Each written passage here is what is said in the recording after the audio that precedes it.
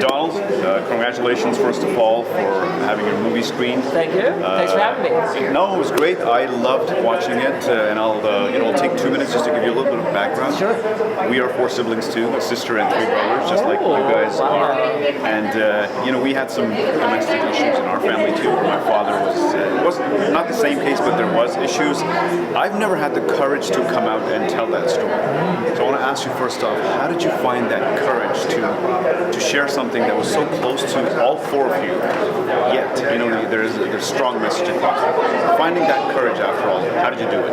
Well, it goes back 4 decades because I wrote 2 memoirs and then I did a documentary. But going back before that, it's a fluke.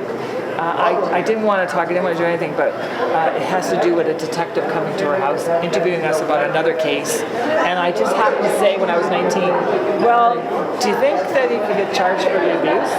And he goes, that's how it started. That's how the whole thing started, the trial, interviews and everything. So I was on the other side of the camera as an interviewee.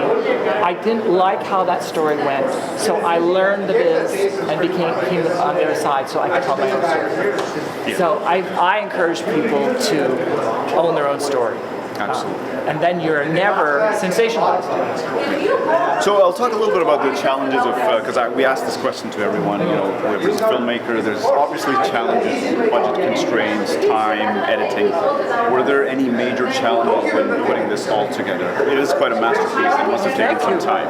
Oh, well, so what I would say is that everything that I learned in 40 years, I bring to the experience. So that saves, I've had a work, on-the-job training, so that's number 1. Number 2, I lucked out in every single way because I have great friends, great connections. Like my neighbor is a singer-entertainer, and I heard him singing this song, and he's in a rock band. And I said, do you think you could do that song for my film? Yeah. And then I needed an Erik, and he was the Erik. He was the younger Erik. And then I found an editor who I'd worked with years ago, Tammy Hasel, who was amazing. She challenged me because I was hoping for a collaboration. She said, no, I want you. You know the story, you come up with everything, and you tell me. So that's what happened. So I think for filmmakers, what I encourage is, there's no such a thing as a no. There's no such a thing as impossible. You can do anything you want to do.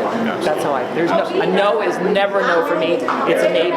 There's no, everything's a curveball. If I get a curveball, I just go somewhere else. Perfect. Last question, I'll keep it short, and again, this could be a little personal, but if, obviously Erik is watching from the heavens right now, and he must have loved the movie.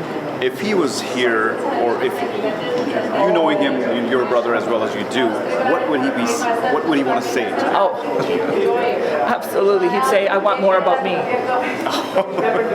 No, because Erik was a superstar. Right. And so I had to use us to tell it. So I had to create this story from his writing and his artwork. And I think that it worked. And I thank you. And I think that he would love this film. He would have. Absolutely. Him, your mom, everyone who's watching from thank you so much. Loved it. Thank you once again, Don. Thank it was you. great. Thanks I so loved much. it. I got emotional. I'm trying to control my tears right now. too. But because it's so close to something similar of my own experience with my own siblings, it really was a strong message. And kudos to all of you, all 3 of you. Thank you so much. I really appreciate it. Thank you so much. Thank you. All right. Thank you.